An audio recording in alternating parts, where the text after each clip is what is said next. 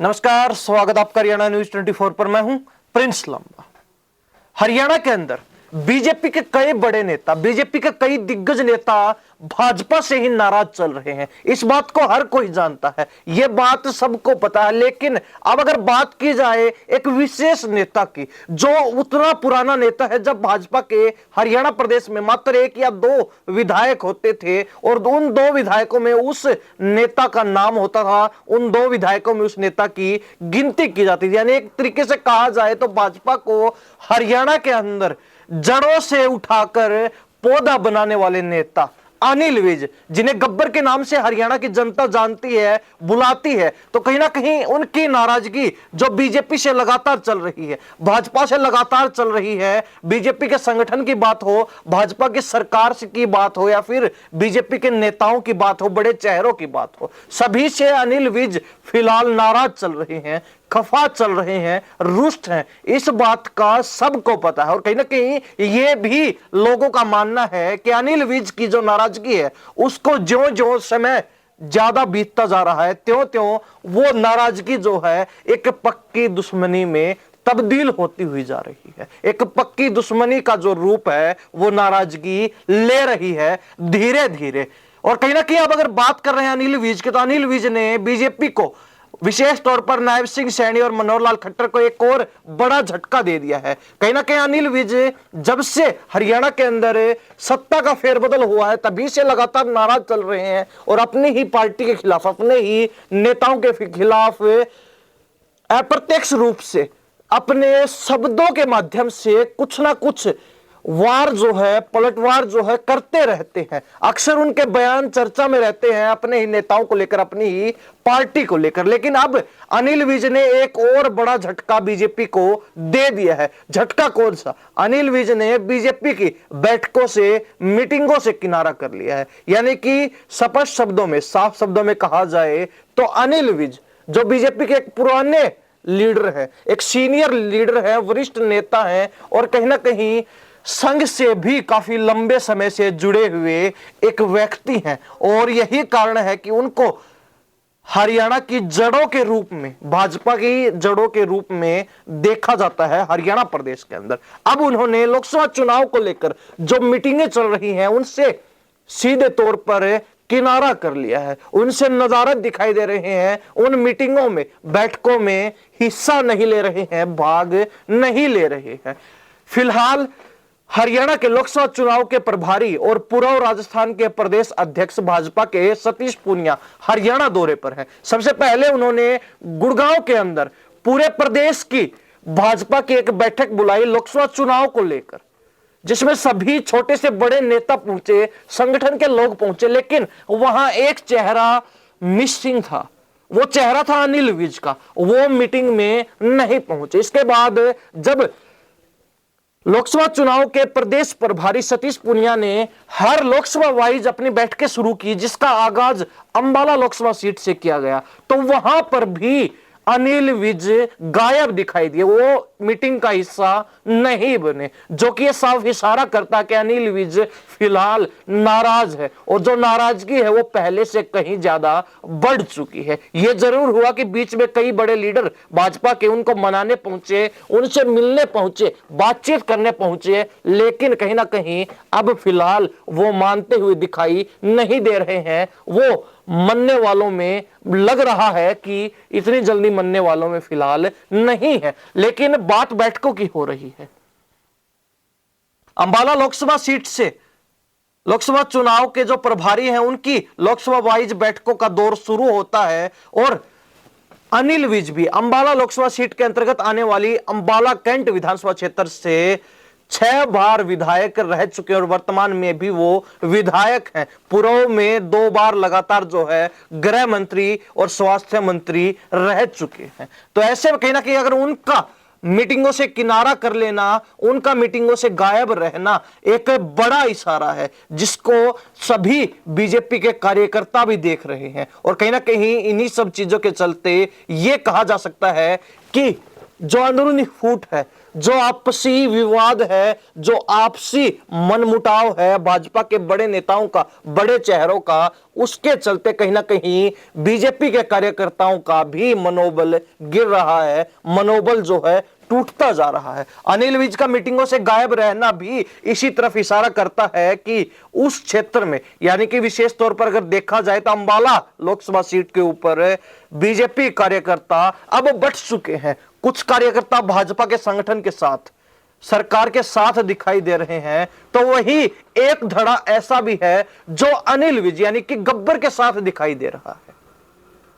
वो स्पष्ट तौर पर कहते हैं कि जहां अनिल विज जाएंगे वहीं वो कार्यकर्ता, वो अनिल विज के समर्थक, और वैसे तो उनको भाजपा का एक कार्यकर्ता या फिर पदाधिकारी कहा जा सकता है, लेकिन अनिल विज के समर्थक अपने आप को ज्यादा मानते हैं। तो ऐसे में जहां अनिल विज जाएंगे, जो अनिल विज कहेंगे वो वही करने के लिए तैयार खड़े हैं, जिससे ये जरूर जनता के बीच संदेश जाता है कि अब भाजपा के अंदर भी कहीं ना कहीं अंदरूनी बगावत देखी जा सकती है, अंदरूनी फूट देखी जा सकती है। भाजपा का जो एक बॉन्ड बताया जाता था कि भाजपा एक अनुशासित पार्टी है, यहां नेता खुद के स्वार्थों को कम है और कहीं ना कहीं जनता के हित को ज्यादा देखते हैं, पार्टी के हित को ज्यादा देखते हैं। लेकिन वो सारे जो दावे हैं, वो सारे जो अपनी पार्टी के गुणगान में बोले गए बखान है, किए गए बखान है, वो धरे के धरे रह जाते हैं जब इस प्रकार की सच्चाई लोगों के सामने आती है। अब अगर देखा जाए तो विवाद शुरू कहां से हुआ? विवाद शुरू होता है उस समय जब हरियाणा प्रदेश में मनोहर लाल खट्टर को हटाकर मुख्यमंत्री के रूप में नायब सिंह सैनी को कुर्सी पर काबिज किया जाता है, सत्ता में काबिज किया जाता है। हालांकि अनिल विज का साफ कहना था कि उनको इस बारे में कोई जानकारी ही नहीं थी, जबकि वो एक बीजेपी के बड़े सीनियर लीडर है, वरिष्ठ नेता है हरियाणा प्रदेश के। उनको इस बात की जानकारी होनी चाहिए थी कि हरियाणा के अंदर सत्ता फेरबदल हो रहा है, सत्ता में परिवर्तन किया जा रहा है, बीजेपी हाईकमान जो है हरियाणा सरकार के अंदर बड़ा फेरबदल करने जा रहा है। उन्होंने कहा कि उनको इस बारे में कोई जानकारी नहीं थी। हालांकि मनोहर लाल खट्टर ने जब इस्तीफा दिया तो उसके बाद भी वो लगातार मनोहर लाल खट्टर के साथ ही सुबह से शाम तक घूमते रहे, लेकिन फिर भी मनोहर लाल खट्टर ने सब कुछ पता होते हुए भी उनको कुछ नहीं बताया, कोई भी जानकारी नहीं दी। इसके बाद अनिल विज की जो नाराजगी है वो उस समय सामने निकल कर आई जब विधायक दल की बैठक हुई और विधायक दल के नेता के रूप में मनोहर लाल खट्टर के बाद नायब सिंह सैनी का नाम चुन लिया गया, नायब सिंह सैनी को चुन लिया। जिसके बाद वो तिलमिला उठे, कहीं ना कहीं वो सोच रहे थे कि एक वरिष्ठ नेता है और बड़े पुराने नेता हैं, जो संघ है आरएसएस संघ है उसके साथ भी उनके बड़े अच्छे संबंध है, तो ऐसे में कहीं ना कहीं उनका नंबर लग सकता है। उन्होंने दाव पे जरूर लगाने के प्रयास किए, लेकिन कहीं ना कहीं उनका नंबर नहीं लगा। नायब सिंह सैनी बाजी मार गए, नायब सिंह सैनी अनिल विज को ओवरटेक कर गए और ये बात उनको कतई हजम नहीं हुई, और जिसके चलते वो गुस्से में आग बबूला होकर विधायक दल की बैठक से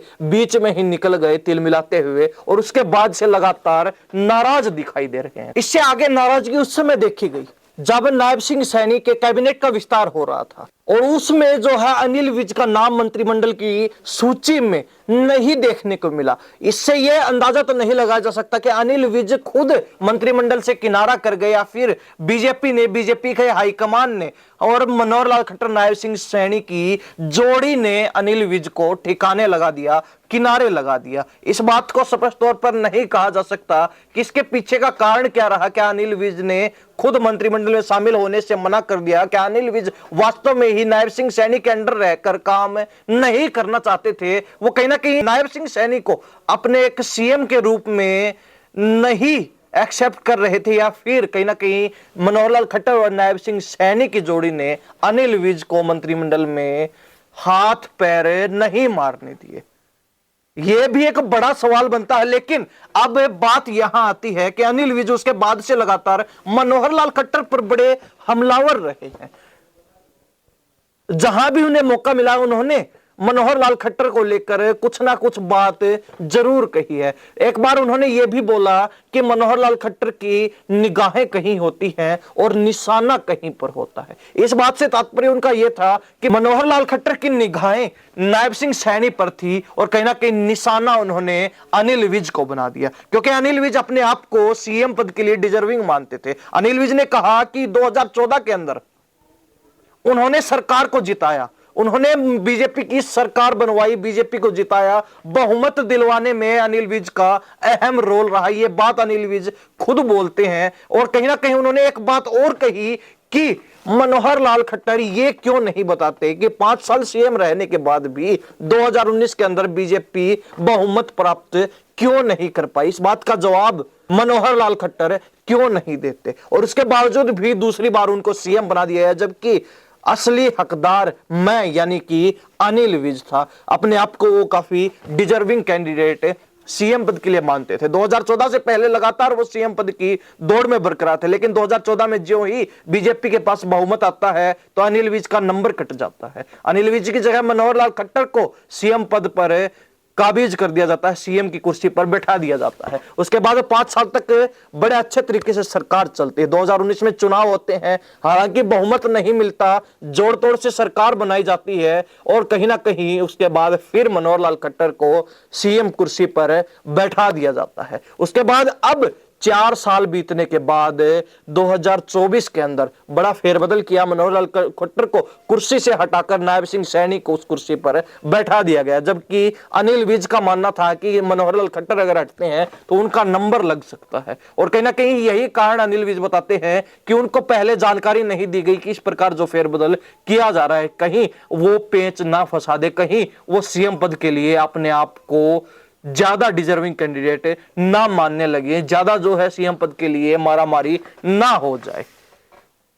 लेकिन अब बड़ा सवाल यह उठता कि अनिल विज जो लगातार नाराज चल रहे हैं, अनिल विज जो लगातार बीजेपी के बैठकों से, मीटिंगों से किनारा किए हुए हैं, तो कहीं ना कहीं बीजेपी के नेता भी उनको बनाने में जुटे हुए हैं। चाहे नायब सिंह सैनी की बात हो, मुख्यमंत्री खुद अनिल विज के घर पहुंचे, लेकिन कोई दाल गलती हुई नहीं दिखाई दी। जो नए मंत्री बने वो भी, कई मंत्री जो है अनिल विज के निवास पर पहुंचकर उनसे मिलने जुलने, हालचाल जानने पहुंचे, आशीर्वाद लेने पहुंचे, लेकिन उसके बाद भी कहीं ना कहीं दाल गलती हुई नहीं दिखाई दी। और यहां तक कि खुद मनोहर लाल खट्टर भी अनिल विज के आवास पर अंबाला पहुंचते हैं, उनसे मुलाकात करते हैं होली के मौके पर, लेकिन कहीं ना कहीं उसके बाद भी जो नाराजगी है वो ज्यों की त्यों बरकरार है, और कहीं ना कहीं बढ़ी जरूर है, कम होने की बजाय।